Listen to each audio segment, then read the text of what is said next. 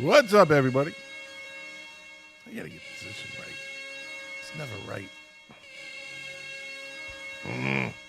Microphone. Yeah.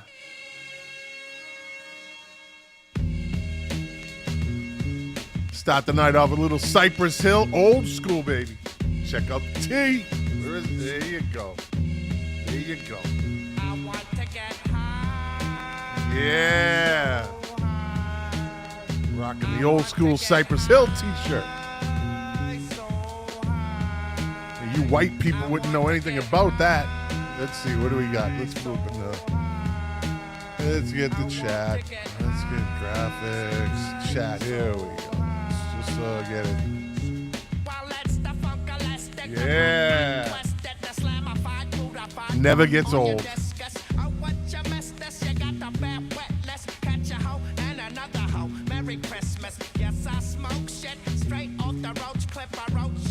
Yeah. All right. Let's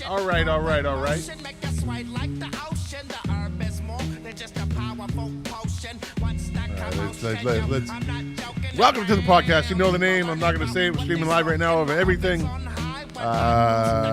Yeah. This will get a. I always get the YouTube hit on it. Yeah. All right. That's Cypress Hill. I want to get high. It's not my music. It's their music. I'm just sharing it and educating the white people out there that don't know anything about hip hop, rap, old school. It's my job, though. That's my job. Part of my job. So, you know the routine. I got some articles today. Looked at them. Looked at the headline. Fucking microphone. Looked at the headline, said this will be interesting, and then now I'm going to read them. So without any further ado, let's see what we got. Let me get rid of this. All right. Get rid of Cypress Hill. And let's go over here. Boom. All right, 4 timeless classic rock songs that came out in the great year of 1983. That was a good year for me. That's for sure. So let's see what it says. It's hard to beat the 80s as a decade in rock music. I don't know about that. I think the 70s might have the 80s beat in rock music. I think so, but okay. So many of the songs from that era still sound just as amazing today. These 4 timeless classic rock songs all came out in 1983 and will likely never get old. All right. So, you know the routine. I haven't looked at this list. I just saw the headline and I opened it up and I see the first song already. And, well, it's not rock. Gail Thompson, who was probably born in 2007. Jesus Christ. You know, it just doesn't take long. Doesn't take long. Scotty D. I'm doing something with this Let's move it up over here. All right. There we go. I had to move the chat because it's covering me, and I'm the star of the show. How dare them? All right, so let's just jump right in. I need some fucking turbo iced coffee for this one. I'll tell you that. Because this is some bullshit. The title of the article is 4 Timeless Classic Rock Songs That Came Out in 1983. The operative words in this title are classic rock songs.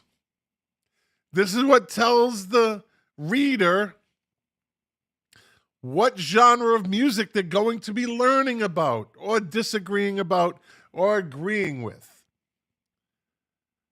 Classic rock songs. This nitwit, first song on the list, All Night Long.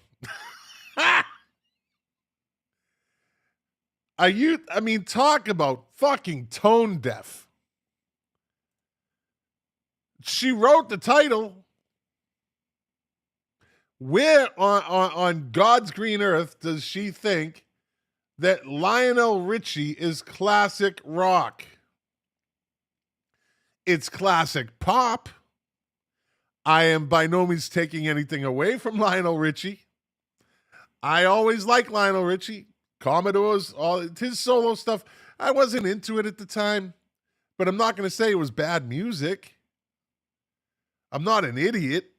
I mean, the guy he's one of the most prolific songwriters of his generation.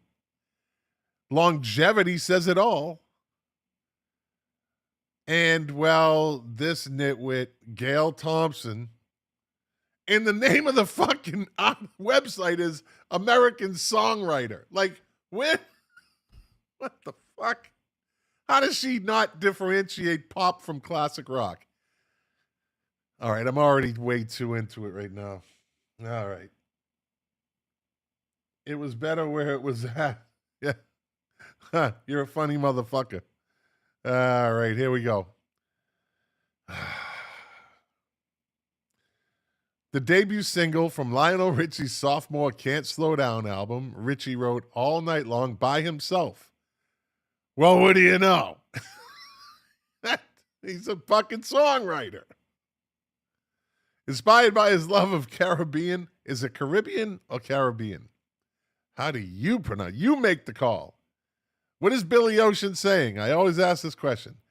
Caribbean Queen or Caribbean Queen? Listen to it. I don't know. All right. The party song says, everybody sing, everybody dance, lose yourself, wild romance. We're going to party. Kuruma, Fiesta, forever. Come on. Blah, blah, blah, blah. Why are you going to write all the fucking lyrics? This is all filler shit. She's an idiot. Richie later told CNN that if he had to pick one last song to sing before he died, it would be All Night Long. Okay, and she just gets worse. This moronic writer, because she's definitely not a journalist. Maniac by Michael Sembello. Now, granted, I saw the movie. Everyone loved the movie just because. Every guy in the 80s around my age, a little older, a little younger, loved it just because. From Flashdance, right? Right? Maniac is Michael Sembello's only big hit, and he's probably still making money off it. So, on his Bossa Nova Hotel record, Sembello wrote Maniac with Dennis Matkowski. It's best known for being part of the iconic soundtrack Flashdance, also released in 1983. Flashdance is a movie, blah, blah, blah. The song says, and then she writes fucking lyrics again. This girl is a fucking moron. AI could have wrote a better article.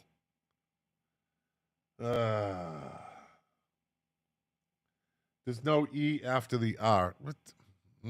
Okay. You're already on my nerves, Scotty D. You're already on my nerves. Okay, Stand Back. Now we're getting somewhere. Okay. Stand Back, Stevie Nicks, rock song. Yeah, rock. I'd put it in the rock category. It's got enough edge to it.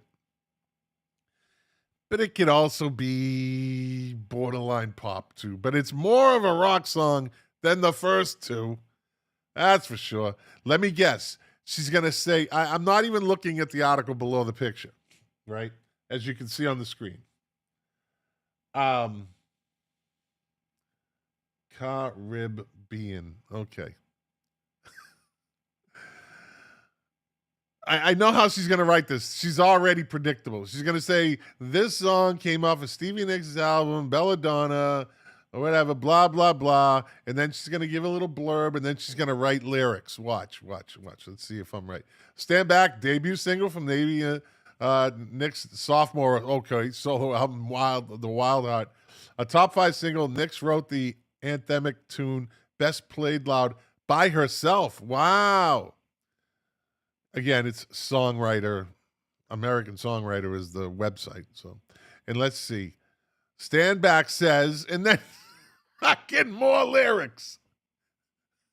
Well, there is no editors on these fucking websites. They just say, hey, you want to write for a website? Sure. Okay. Just give me 500 words. Or give me 1,000 words. Okay. And you know what? 3/4 of those are going to be lyrics that I don't have to write. I just copy and paste. Fucking journalism is dead. Fucking dead. I Won't Hold You Back by Toto. Now, oh, Jesus. Some songs convey emotional angst. I don't even remember this fucking song. The guys from Music Relish, they know all about Toto. They love Toto, actually. Toto is a very talented band, but, oh shit, my phone's low. Let's see. Let's go see what this song, see if I remember this song. I must remember it, right? I Won't Hold You Back. I Won't Hold You Back. Here we go.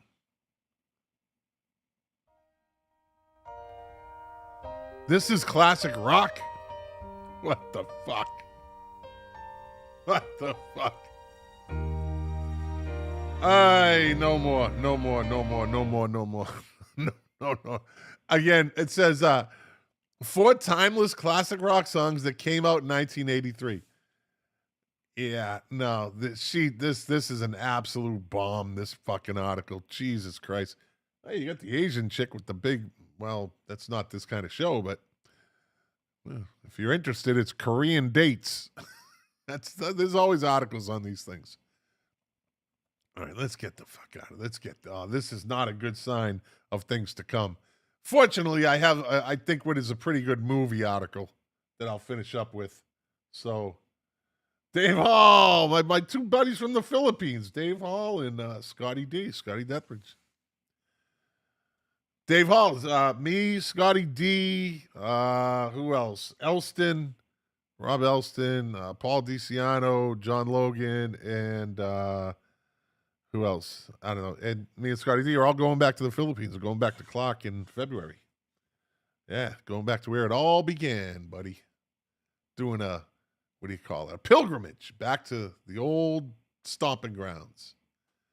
All right, let's get rid of that article. Fucking bullshit. Total bullshit. All right, what do we got next? This fucking better be good. All right, now you know where we're going to go back? We're going to go back to a time that it was classic rock, okay? It was classic rock, no doubt about it. So, this article, let me get rid of this garbage. Fucking, not a good way to start the show with that fucking article. But that's what I get when I don't screen the articles, right? That's what I get. Here we go. This ought to be a little more entertaining. Where'd the chat go? Let's get rid of this. Let's hit the chat back. Show it on stream. There we go. Show it on the stream. There we go. All right. Let me do this. Rounded. All right. And let's raise it up. There we go. All right, that's better. All right, this article it's got to be a little more entertaining. 5 songs that proved 1971 was the best year for high school hits. Now, in 1971, Scott Detheridge, my buddy, wasn't even born yet. I don't even think Dave Hall was born yet in 71. 81, 91. Well, maybe they were. They were born somewhere in there. But they're not ready. They weren't old enough to remember this shit, so. All right, let's see. 5 songs that proved that 1971 was the best year for high school hits. At its inception in the mid-50s, rock and roll was geared toward teenage audiences, and by 1971, artists were still writing songs that would resonate with people in high school. To hear those hits today likely brings back memories for those who were still working toward their diplomas back then. But if you were born decades after the release of these songs, like David Bowie's Changes or blah, blah, blah, blah, the songs on this list will still likely relatable to your teen sensibilities. So right off the bat, they give you a hint of what one of the songs is going to be, right? So let's see. What do we got? All right, high school is a time for exploration, rebellion. Here we go. Another guy that just needs to fucking fill in words. I need 1,000 words. Just write 1,000 words. I don't care what you write. And then hit print, hit send. All right, here we go. Changes, David Bowie. All right.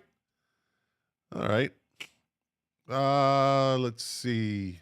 David Bowie's song Changes off his 4th album. I was going to say Hunky Dory is a bona fide classic today. Yes, it is. But in 71, when the song was new, it's easy to imagine high schoolers feeling seen and understood by the lyrics. And another, is this the same lady? Tell me it's not. Amy Beeman. Was that the other lady too? No, this is grunge. What is it with women fucking writing they put the fucking lyrics in there. Understood the lyrics, and then she does all. I'm not going to read the lyrics, especially given the divide between counterculture kids and the adults at the time who gave them little credit. You don't know anything about that time, idiot. They really didn't understand this, but according to Far Out magazine, Bowie thought of the song as a kind of a throwaway. It was among his first tracks written on piano, and the upbeat rhythm alternates with spare parts, weaving a compelling sonic experience that even incorporates some silky saxophone at the end, possibly to the delight of the high school band kids. Oh, boy. While the song didn't make much of a splash upon its initial release, over time it's become something of an anthem for the teens who are in the midst of figuring out who they are as they grow into adulthood, and that's not true. That's not true. This generation of teens, or the generation of teens when I was coming up, they might have been listening to some Bowie, but teenagers like that were listening to the Smiths and the Cure. Yeah, that's what they were listening to for that kind of music. Anyway, okay, moving on. Brand New Key, Melanie. I got a pair of brand new roller skates. You got a brand new key. Nah, I'm not even going to go into this one. Not even going to. American Pie, Don McLean. If this is not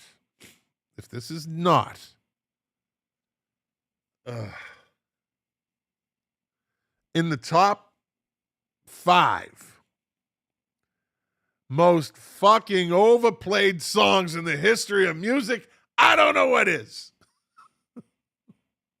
This song is so overplayed. And it has been for years. And good for Don McLean.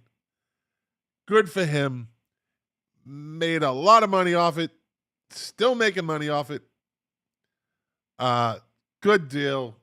But I think this would give maybe Stairway to Heaven a run for its money in the overplayed song category. A whole generation, this song just, all the meanings, and everyone's like, oh, this is what this means, and this is what that means. And if you saw the documentary on Don McLean, it has something in the name about American Pie. He breaks down this whole song, and he tells you like it is. And I remember watching it and saying, oh, wow, okay, so the end of it when he took off to the sky, he broke that down, what that was about. And I went on Facebook, and I said, hey, just in case you were wondering, And I didn't say I saw the documentary. You know, the song American Pie, well, this is what the ending means. This is what it means. And people actually argued with me. And then I said, well, did you watch the documentary? Because Don McLean himself says this is what it says. And I actually had people saying, I don't believe it. Like, are you kidding me? When the writer writes it and says it, and then they're like, nah, that's not the meaning. So, I mean, it does say something about the song, right? The song, and I'm not saying it's not a great song. It's an amazing song. It's brilliantly written. It's got everything you got in a song. Everything a song needs. It's just fucking overplayed. That does not mean I don't like the song. Let me see. Laura says, my daughter played saxophone. They played a lot of Chicago songs. I actually enjoyed going to see the school concerts. Yeah. Hey, listen, my stepdaughter was in chorus, and they had the greatest Christmas fucking, what do you call them? Recitals. They were great. Like, she was in I'm not bragging, but she was in like the elite, like, group. They did competitions and stuff, so you expect it to be really good. Yeah. I bet that shit sounded good, Laura, especially when your kid's in the band. That's got to make it sound even better. Yeah, no doubt. Uh-oh. Dave lost audio. Can you guys hear me? Can you guys hear me? Fuck. Let me check something. Audio. My audio looks good.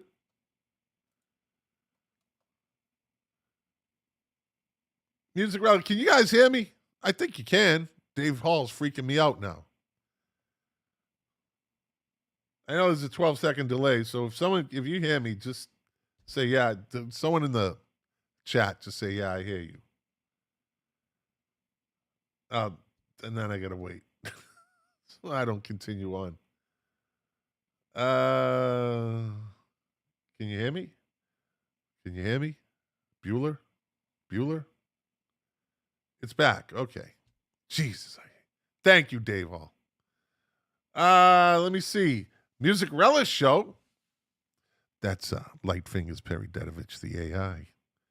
He's incognito now. The Music Relish Show. He says, Stairway to Heaven, American Pie, and Dream On. Yeah, I was going to say Dream On, too. Another one of those 70s songs. Can you hear me now? Ha ha. Yeah. Let me see. Do I want to read all this about Don McLean's American Pie as a song of the... I think everybody listening probably knows what, you know. And then this girl decides to put lyrics in her thing again, too. I swear they're just filling fucking space. So she puts in lyrics, and then the next paragraph begins with the roughly 8-minute long song. Excuse me, Jesus. The roughly 8-minute long song. You can't even fucking look up the length of the song. But you'll you'll copy and paste lyrics. The roughly 8-minute long song was released in October of 71. Blah, blah, blah. Including being called one of the 5 greatest songs of the 20th century by the Recording Industry Association of America. Which is true. This is why it's fucking overplayed, too. Bob O'Reilly, The Who. There you go. That's a fucking drinking song right there. That's a fucking cellar dweller party drinking song. That's a house party drinking song. Shit. That motherfucker came on. That stereo better be loud. But where I grew up, everybody had their own sound system. Everybody had a system. And whatever configuration it was. I'll never forget, I had the Technics turntable. I had the Marantz double cassette player. And I had the Sansui 100-watt receiver fucking with some Bose 301s. In my fucking house, the house we lived in, the upstairs, it's a 2-apartment place. We eventually took we owned it, but upstairs at the time, it was probably, I would say, no bigger than 900 square feet. It was a small, maybe 800 square feet. Maybe. 2-bedroom, 1 bath. How big is it? And I used to fucking rock the fucking windows with that shit. Let me see. Ain't nothing but a house party. That's right. So why a song that repeatedly says the edgy and provocative words teenage wasteland? Who the fuck says that edgy, those words are edgy and provocative, but never says Baba O'Reilly? Okay. But for the purpose of this article, just accept that's the name, blah, blah, blah. I hate reading these fucking people. Oh, my God. I should just start writing for these fucking places. I should just submit and say, hey, I can do this better, but I don't want to waste my time. I got other things to do. I got shit to do. I'm not going to read any of this because I guarantee, is there lyrics? Did she put lyrics in there? They're all wasted. But okay, whatever. Never been to Spain. 3 Dog Night. Urgh. Okay, so here we go. 5 songs that prove the operative part of this title is 1971, right? For the viewers, you can see it. For the listeners, trust me. 5 songs that prove that 1971. So I go through and I get to number 5, Bowie and Melanie and Don McLean and The Who. And then you get to number 5. Remember the number 1971. Remember the year, 1971. And then it says, never been to Spain, 3 Dog Night.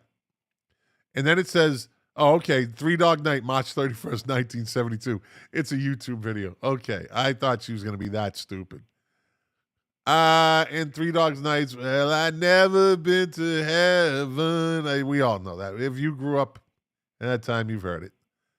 I wouldn't put it in this category. But he also has Melanie roller skates in there. So, or she. So the women, 0 for 2. The women are 0 for 2 tonight on their articles. 11 hidden truths about Pink Floyd's Dark Side of the Moon. Let's see if there's anything, and who wrote this? Brian Boone. Okay, let's see if there's anything revealing, like there's a big, like, oh, wow, I never knew that shit. Let's see if they list. Before it was an album, it was a conceptual performance piece. Yeah, and it got recorded. Someone recorded it and sent it to a radio station. Someone went in and stole it, and there was a whole thing about it. Yeah. I knew that. It marked a personal and professional moment of bliss for Pink Floyd. Well, I don't know if that's the band whose existence was often fraught with creative and personal tension, despite Dark Side of the Moon's despondent thematic content of the material recording. Oh, hello. Should be another one coming in a second. It was a very creative time. There you go. I knew that was coming. Making it to the theme, who cares? Whatever. How Claire Torrey stole the show and didn't get credit, but she finally did. And that is widely considered, maybe the best song on the album. And there's no lyrics, just her with that amazing voice. Now there's a group out of Canada. It's more like a what would you call it? They tour, but they have different incarnations. It's almost like Cirque du Soleil, right? They have this camp will go out and do this one, and then this camp will go out and do that one. But it's all under the Cirque du Soleil umbrella. Well, this group is called Classic Albums Live, and I would see them back in the early 2000s at the Hard Rock Hotel and Casino down in Hollywood before they put the big guitar there. And they would play this little club, and it was like $10 to get in. And what they did was, and me and my friend Phil Kelly just roamed in there one day. He was down visiting, and it was Led Zeppelin 2 or something. And what they do is they play the album from front to back, note for note. Like, they don't talk to the audience while they're doing the album. They all dress in black, and they're amazing, amazing musicians. And so when they came out and did their little tour, like their little of Dark Side of the Moon, they actually had a woman who did this song. And it was amazing to hear somebody just basically mimic that perfectly. It was a big gig in the sky. This woman mimicked it perfectly. Because the albums that this group, Classic Albums Live, this touring group, they know these albums that they do, note for note, you're listening and you're waiting for them to mess up. Like, oh, that you said no, but they nail everything. They nail it all the way up to the sound effects for Money at the beginning of the song. They have somebody on stage recreating all that, and it's crazy. And then they go into the song and they fucking play them perfect. And then when they're done with the album, they go off stage and they come back on. Now they're more relaxed, and now they're gonna do like a greatest hits of like Pink Floyd, because that's the album that they did, and they're more relaxed with the audience. And it's an amazing show. If you ever look them up, if they ever come to your area, Classic Albums Live, they've done everything from Purple Rain to Led Zeppelin 1. Just an amazing group of musicians. And they did this, and it's really it gives you goosebumps watching somebody mimic this perfectly. And Claire Torrey eventually got her due, and she got her writing credit. It was fucked up how they treated her, but back then it was what it was. I'm not going to get into the whole story. Let me see. New techniques were invented for Dark Side of the Moon, and there's a picture of Alan Parsons, right? I believe. And yeah, so Brain Damage is about Syd Barrett. I think a lot of people that know about Pink Floyd know that. The Lunatic is on the Grass. On the Run was written on the fly. Okay. Those interviews are real. Yeah, they are real interviews. And story goes, they were going to interview Paul McCartney, and they did. And he was being all cute and shit, and they didn't want that shit. They wanted real people. So they got like the guy that was the fucking janitor in the studio, and this old whatever English guy, and that's one of the guys you hear talking. And they had the secretary, he's cruising for a bruising, and and the other guy certainly was in the right. Like, those are during these conversations, and it was just brilliantly put together that way. The cover is iconic. Yep, the Prism, right? I think that's that. It's among the most successful albums ever. These are no surprises. Dark Side of the Rainbow isn't really a thing. That's when you match up the first, when the lion roars for the third time, the second time, at the beginning of The Wizard of Oz, drop the needle on the record or hit play on your CD or your DVD player, and it mimics it. The music goes along with what's going on in the movie. It is one of those schisms in time that just fucking happened. It just happened. And the brain plays tricks with music. The brain wants to match things up with music. You could take so I did this for a little while. I post these videos. I would get I'd get like the dance scene in the auditorium for West Side Story. When they're both facing off, and it's a great dance scene. The rest of the movie's kind of gay, but I didn't realize that till I was older. It's another story. When you watch these gang members dancing around and pirouetting, and I was like, I thought these, like, when I was a kid, what was I thinking? Right? Like, what the fuck? These dudes are all like, they're ballerinas with leather jackets and fucking barracuda jackets. I'm like, what? And then I realized, yeah, it's not the movie I thought it was when I was a kid. Sharks and the Jets. Yeah. Then when you're 21 and you watch it, you're like, what the fuck? What? Go back and watch that movie and just look at the gang members. And then you start looking at the backup gang members, and, well, just going to say they don't look that tough. They don't look that tough. Let me see. So, Dark Side of the Rainbow isn't a thing, but that's the thing. That's the thing. Dark Side inspired light shows and remakes and blah, blah. All right, that's boring. Let me get, you know what? I'm already 34 minutes into this. All right, let's get rid of this. And I'm back. Let's see. All right, let me try to find another one. Do I want to do the movie? The movie one's kind of long. So we picked the best band from every state. No, this is the one. Yeah. I got the 10 most perfect movies for the last 40 years. Or I can do, so we picked the best band from every U.S. state. That's 50. I want to do this movie one, though, too. Well, I don't have to. I can go beyond an hour. So, I don't care. All right, let's go with this. Let's do the state one. The one with, I agree, whatever. Okay. Let me go over here.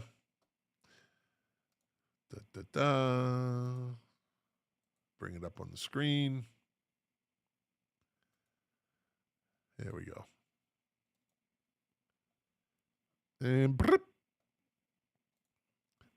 I can only imagine some of the bands that are in this thing. Like, we're going to hear bands from Idaho. Who's the best band ever in Idaho? I bet you can't wait. All right, so we picked the best band from every U.S. state. Who did we choose for yours? Now, you're going to get, like, New York is going to be a tough one. L.A. is going to be a tough one. Boston is going to be kind of a tough one. You get Chicago. Like, you're going to get these Detroit. There's going to be a little competition there. But for the most part, like fucking Alabama, okay, maybe the band Alabama, right? What about South Carolina? I mean, Florida is going to be interesting. So let's get to it. All right.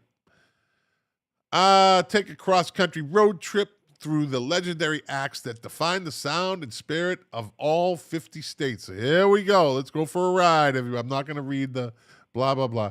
Greatest album. Nope, that's not it. Here we go. The best band from every state. Alabama. Well, what do you know? Alabama. And then coming in second, the Commodores, and third, Alabama Shakes. I'll go with that. The Commodores were great, but they didn't have longevity. What about Alaska? The Portugal Man. Portugal, the man.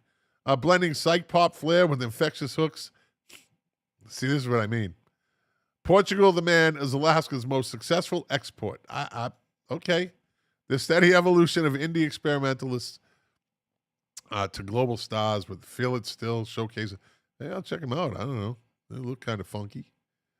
And number 2 is 36 Crazy Fists. And number 3, The Builders and the Butchers. Okay. All right. Let's see. Let's bring this up over here. There we go again. What the fuck? Rounded. All right. Then we got Arizona. Jimmy Eat World. Then you got The Format and Alice Cooper. Really? Really? Jimmy Eat World over Alice Cooper? The Gin Blossoms are from Arizona too, but, well, they were limited because, well, but they're back. But I wouldn't say Arizona's premier musical export moved from DIY emo roots to global alt rock stardom. I don't know. Alice Cooper's in the Rock and Roll Hall of Fame, so already. Let's see. Arkansas. Evanescence. Okay. Black Oak, Arkansas. And Gossip. Evanescence. Okay. California. Here we go. The Beach Boys, right?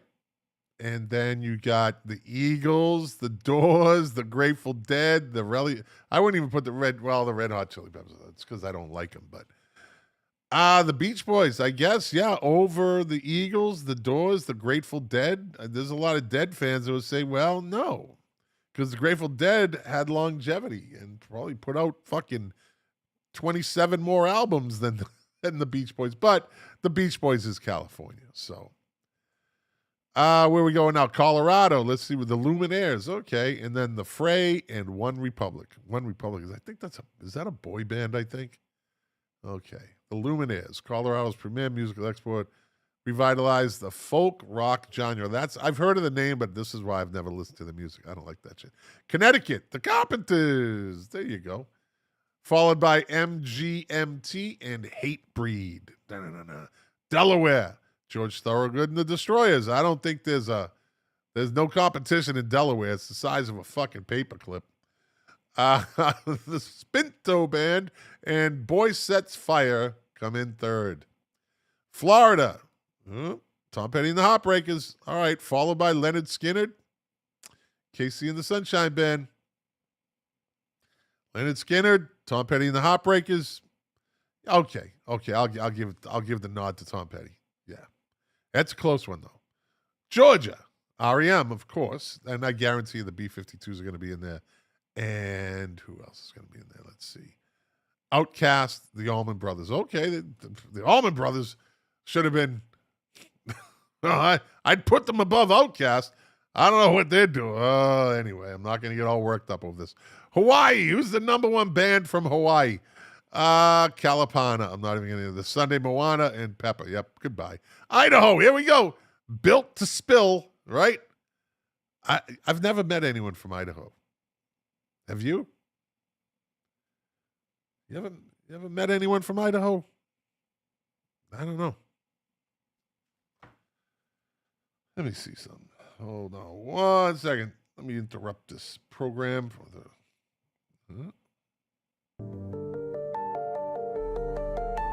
All right, what's going on there? Let me see something. Hold on 1 second. Let me interrupt. Sometimes I just don't trust it. Okay, Built to Spill from Idaho. Paul Revere and the Raiders. I didn't know they were from Idaho. Okay. See, you learn something new every day. Reckless Kelly. Okay, good for her. Illinois, Earth, Wind, and Fire. Earth, Wind, and Fire. Smashing Pumpkins in Chicago. Some people might put Chicago at the top of that list. Some people might put Chicago. Bobby G. What's up, buddy? Yeah, some people might put Chicago at the top of the list from Illinois, but Earth, Wind, and Fire, okay, I can't argue with it. I would put Chicago above Smashing Pumpkins. I don't know. But what do I know? Indiana, the Jackson 5. It's got to be them. Then John Mellencamp and the Street Band. What the fuck is the Street Band? Where did that come from? And then there's a big drop-off. The Spaniels. Iowa. Here we go. Slipknot. Let me see. Slipknot. Here we go. Let's see. Slipknot and where is it? Here we go. I love this fucking song. I like Slipknot. I do like it. This is a pretty heavy song.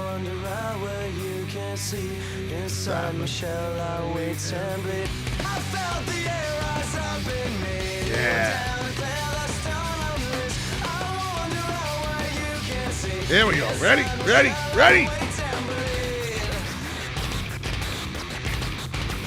Here we go.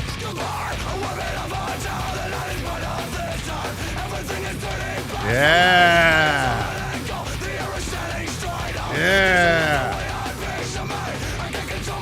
Yeah, that's Slipknot. That's a Slipknot right there. I like Slipknot. Okay. The Everly Brothers and the Envy Corps, whatever. Kansas, well, naturally it's Kansas. Then it's the Get Up Kids and Pa. Kentucky, My Morning Jacket. Okay.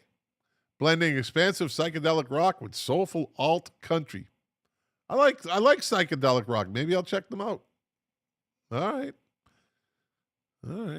And then you got Slint and Cage the Elephant. Louisiana, what do we got? The Meters. Oh, yeah. Okay. Now, if you've never heard the Meters, I'm going to give you some meters right now. Yeah. Here we go. Let me see. Here we go. Yeah. Fuck yeah. You don't know nothing about this, people. It's called the Sissy Strut. This is a jam.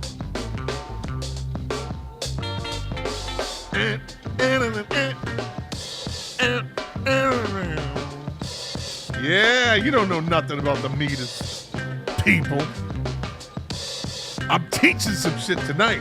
I'm preaching tonight, baby. Then Better Than Ezra and the Neville Brothers. What do we got from Maine? The Ghost of Paul Revere. That's original. From Maine, New England, Paul Revere. The Rustic Overtones of Cruel Hand. Blah, blah, blah. Maryland. What do we got? Maryland, Animal Collective, Good Charlotte, And Clutch, I've heard a good Charlotte. That's it. And I don't even know if I really like them that much. Massachusetts, got to be Aerosmith, right? Pixies and the Cars. I'd put the Cars before the Pixies. I don't know what this idiot was thinking. Anyway. Michigan, the Supremes. The Temptations and the White Stripes. Okay. All right. There's a couple other bands in there. Kid Rock, right? Kid Rock, you had, I believe the Stooges. The Stooges are from there. Iggy Pop's from there. I'd put them before the White Stripes, but no. I'm not writing the article. Minnesota, yeah, it's got to be Prince, right? It's not even the Revolution. It's just Prince. The Revolution was just one iteration of Prince. Because then after the Revolution, he had Prince and the New Power Generation. So, yeah, I think this person should just write fucking Prince. This frustrates me some nights. Husker Du and the Replacements. Mississippi, 3 Doors Down. The lead singer just died. He died like, I don't know, maybe less than a year ago. They were pretty cool. They had a little run in the 90s. Late 90s, early 2000s. Missouri, who else is there? The North Mississippi All-Stars and the Weeks. In Missouri, we have The Urge, Puddle of Mud, and Uncle Tupelo. I've heard of Puddle of Mud. They're pretty good. Montana, the Mission Mountain Wood Band. Holy fuck. Holy fuck. Kitchen Dwellers and Silkworm. The Mission Mountain Wood Band. From fucking Montana. Well, there you go. Nebraska, Bright Eyes. Good Lord. The Faint in 311. I think 311's probably... anyway. The Killers for Nevada. The Killers. Okay. Imagine Dragons. Okay. And Panic at the Disco. You see a trend there with those 3 bands. They all, basically, except for the Killers. But they're all good. They all had good shit. Here we go. New Hampshire. Oh, the Shags. This fucking group. I just saw something. Oh, you know who played this? The fucking Music Relish the other night. They played the Shags. Yeah. They had a video of them. It's fucking campy as fuck. How are they the best hit band from Jesus, New Hampshire? Scissor Fight. Is that a lesbian band? I had to say it. I just had to say it. I'm sorry. I had to say it. Nothing wrong with it either. It's all good. That's all good. Moving on. Last night. New Jersey. Let's see. New Jersey. Bruce Springsteen. Okay. Parliament Funkadelic and the Shirelles. At least they didn't put fucking Bon Jovi there. Thank you, Lord. Thank you, Lord. Thank you, Lord. At least they did something. This writer did something right. Parliament Funkadelic. They paved the way. And the Shirelles. There you go. All right. New Mexico. What do we got? The Shins, a Hawk and a Hacksaw, and the Fireballs. New York, the Velvet Underground. Really? Okay. Fucking 2 albums. Talking Heads. Wait a minute. The fucking Talking Heads aren't from New York. They went to school in fucking Providence, Rhode Island. That's where they met. That's where they just went to New York. New York's fertile art school scene. Oh, I'm pretty sure they went to fucking school in Rhode Island. But the Ramones, Beastie Boys, and Blondie. I would probably put Blondie ahead of the Velvet Underground. Hello. Anyway, North Carolina, the Avett Brothers. Okay, they got their little thing going. Corrosion of Conformity and Superchunk. North Dakota, the Blenders, Hands, and Secret Cities. Ohio, Devo. The Isley Brothers and the Black Keys. That's a good trio. Oklahoma, the Flaming Lips, the Gap Band, and the All-American Rejects, the Gap Band. Oregon, the Decemberists, the Dandy Warhols. Dandy Warhols, you probably wouldn't know anything about them. They basically went and just took over Europe. They were bigger over there than they were here. if you watched Veronica Mars, the old TV show Veronica Mars, which was one of my guilty pleasures, um, you would hear. Let me see.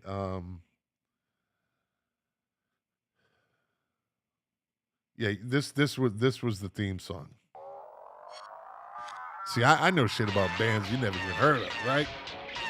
This is actually a pretty cool song.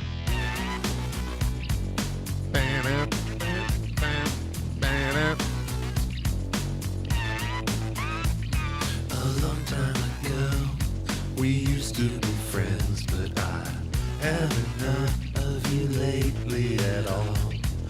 Yeah. A greeting I send It's a good tune. short and sweet to the soul I intend. There you go. All right. I'm already going too long. I'm not going to get to my movie. Pennsylvania, Hall & Oates, The Roots, Poison, Rhode Island, The Throwing Muses, Deer Track, Lightning, South Carolina. I got a long way to go. STUV.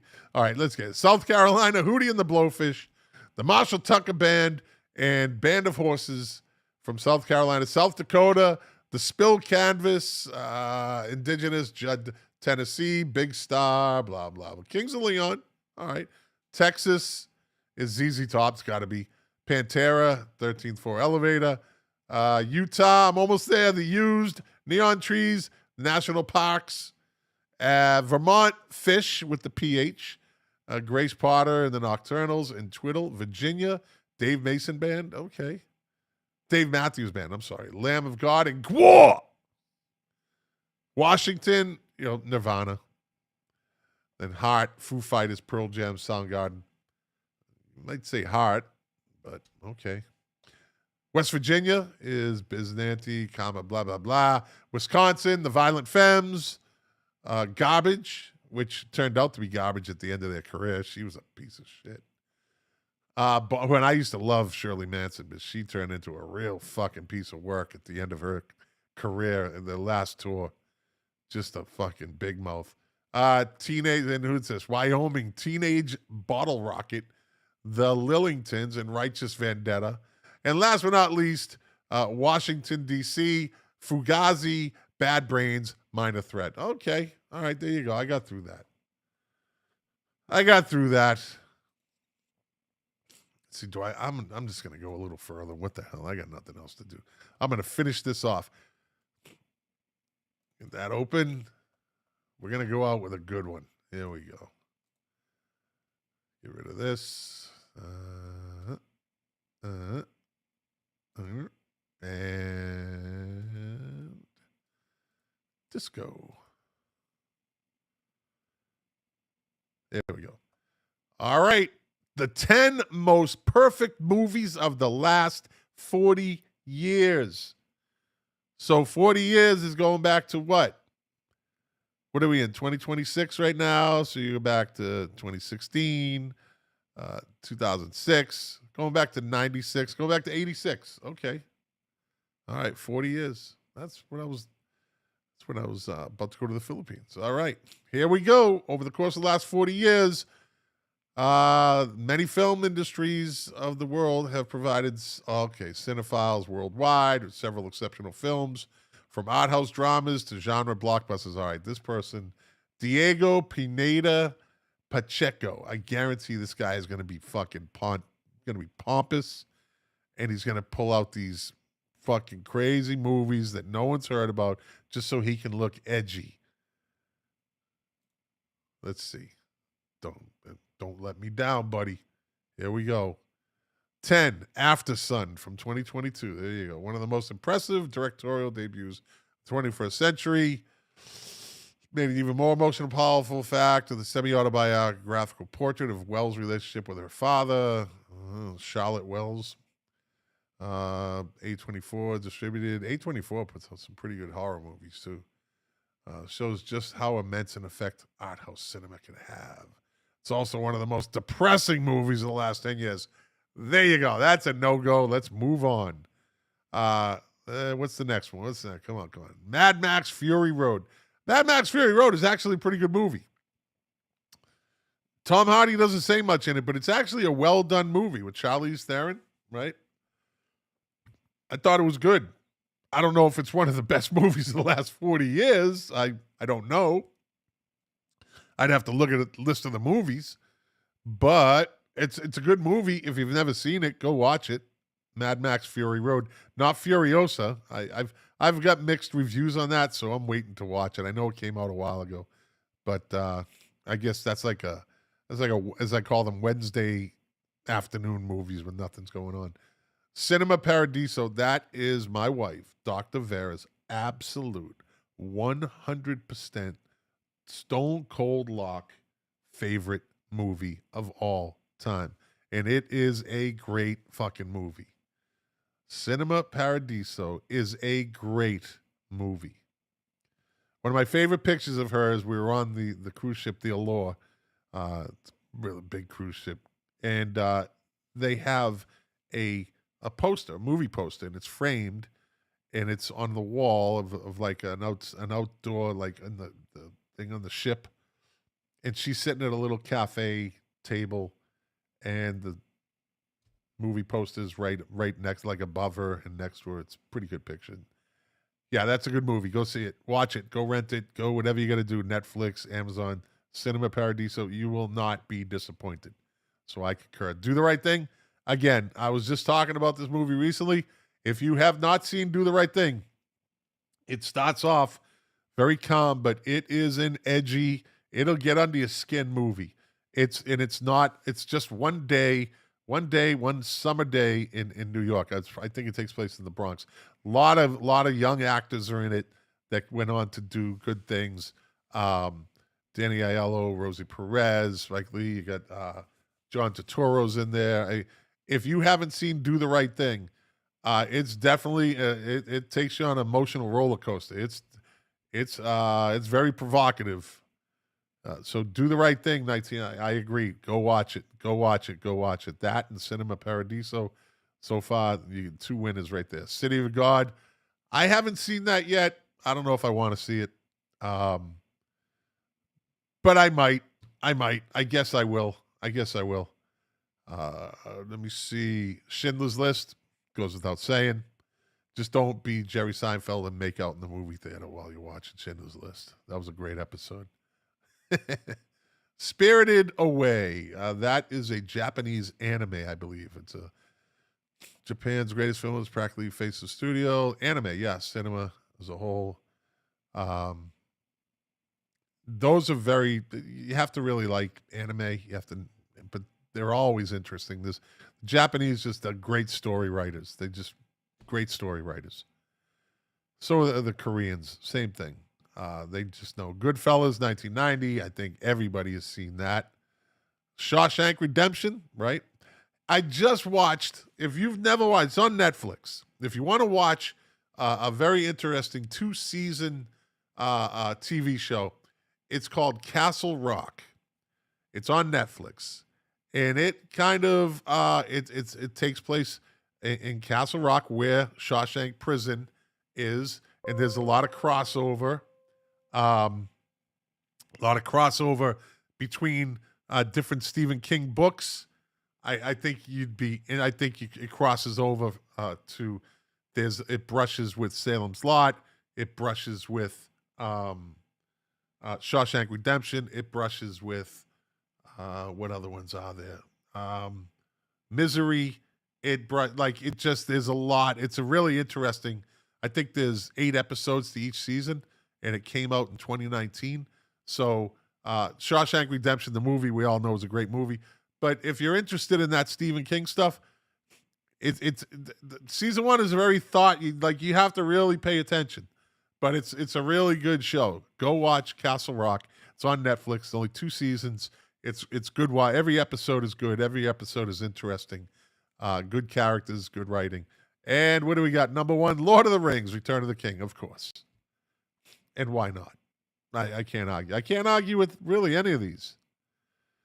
I haven't seen City of God yet. Maybe I have. Cinema Paradiso, Mad Max Fury Road. I liked it. I just don't think it's one of those greatest movies. After Sun, it says it's depressing, so I won't watch it. So yeah. So there you go. I like the list. I like the list. And pretty much that's it. Where am I at? Oh, I'm right at an hour. I finished perfect time. I'm glad I did that. All right. Well, I don't want to waste anyone else's time. I don't want to waste any more of your time. And I got to go hang out with Dr. Vera. So, yeah, that's it. That's it. I see Big Head Todd was he came on a little late. It doesn't matter. I don't know. Anyway, all right, everybody. I hope you enjoyed it. Thanks for watching. Thanks for listening. If you like it, share it. If you didn't like it, well, thanks for watching for 1 hour and 42 seconds. I appreciate that. And I'll probably be back next week. I'm sure I will. I have to do a board meeting tomorrow night. So, yeah, for a nonprofit. I'm blah, blah, blah. It's not mine. It's somebody else's. I'm the president of the board of directors. There you go, patting myself on the back. But it's good. It has to do with veterans and equine therapy, and it's in Massachusetts, and it's healing for Hands for Healing Equine. And, yeah, they're going to be doing good stuff, equine therapy up in Massachusetts. So I'm all in for veterans. There's a program for veterans. That's what I'm involved with. And with all that said, yeah, go listen to the Vets Connection podcast if you're interested in veteran information and hearing veteran stories and stuff like that. That's my other podcast. And all right, I'm done. I will see. Bill Fisher just came in. Yeah. Yeah. So I will see you. Well, like I always say, doing the show for you, to quote my favorite artist, Morrissey, the pleasure, the privilege is mine. And yeah, I'll see you next week.